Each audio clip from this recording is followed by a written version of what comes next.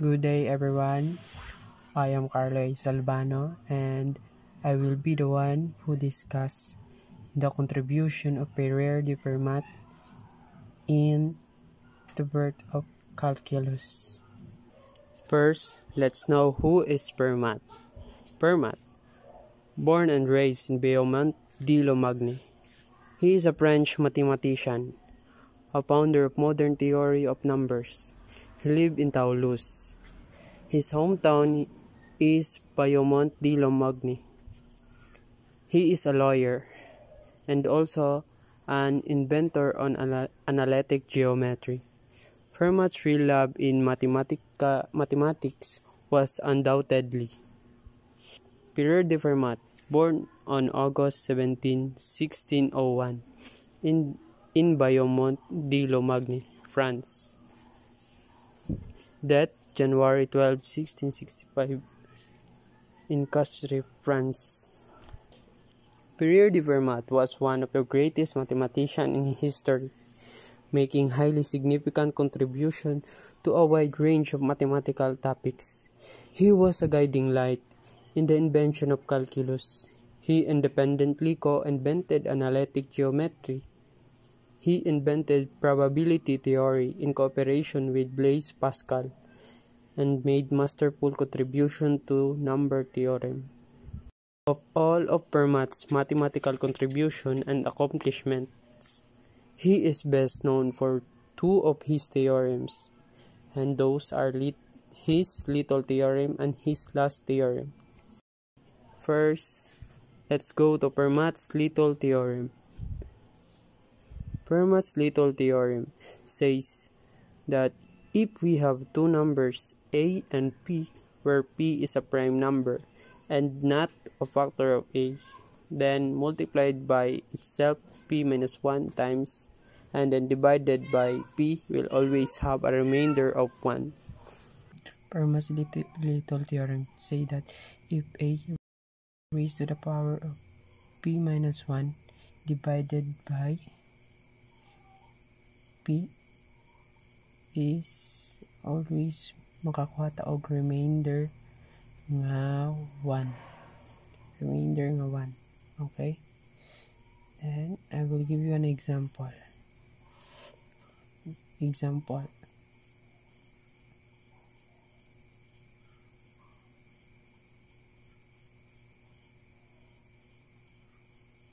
One.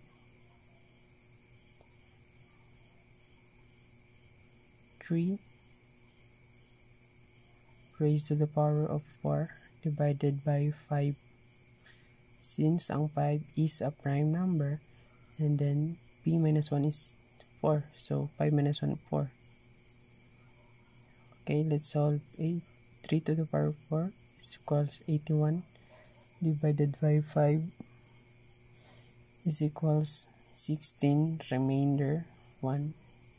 So no, si remainder ang 1 ang iyahang remainder. Okay, let's give another example.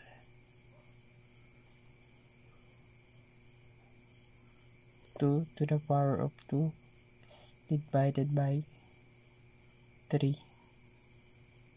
3 is a prime number gyapon, then 3 minus 1 is equals 2. So 2 to the power of 2 is equals 4 divided by 3 is 1 remainder 1. So 1 gyapon ang nakuha. 1 gyapon. Okay. Okay, let's proceed to example number 3. 2 to the power of 18 divided by 5.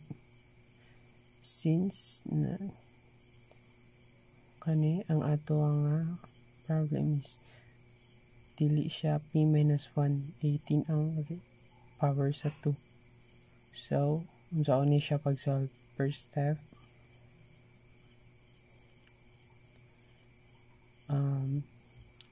kailangan nato nga makuha ni siya nga form.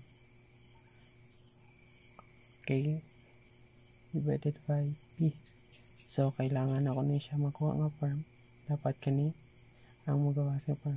So unsaon man, first step is p, which is 5 minus 1 is equals 4.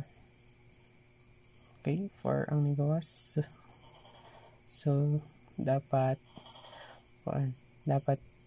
ingani ang iyang form. Form ani dapat is a to the power of 4 divided by 5. Dapat ingani ang iyahang form. So saan man. Okay.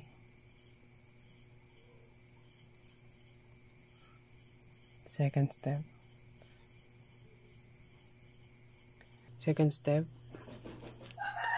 18 na to ang i-divide sa 4.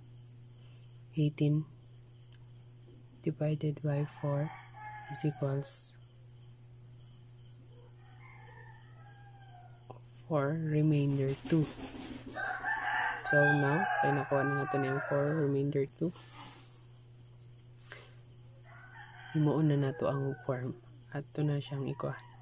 So doon lang ang 2 raised to the power of 4 open close parenthesis kaning 4 paturo ni siya ibutang diri sa babaw sa and then multiply na to sa copy lang gyapon ng a niya, then ang kaning 2 raised to the power of 2 divided by 5. Now, kaya nakuha na kaning 2 to the power of 4. Ngayon mo na siyang 1. Kaya i-divide sa 5. Siyang 1. So, may mo siyang 1 over 4 times 2 to the power of 2 divided by 5. Okay. 1 to the power of 4 times 2 to the power of 2 is equals 4 divided by 5. Since ang 4 is less than siya sa 5. Since ang 4 is less than siya sa 5. So, ang answer na is 4. Muna na. FLT na. Now, let's proceed to Fermat's last theorem. Fermat's last theorem state that the equation xn plus y to the power of n is equals to z to the power of n is not true for any values of n greater than 2.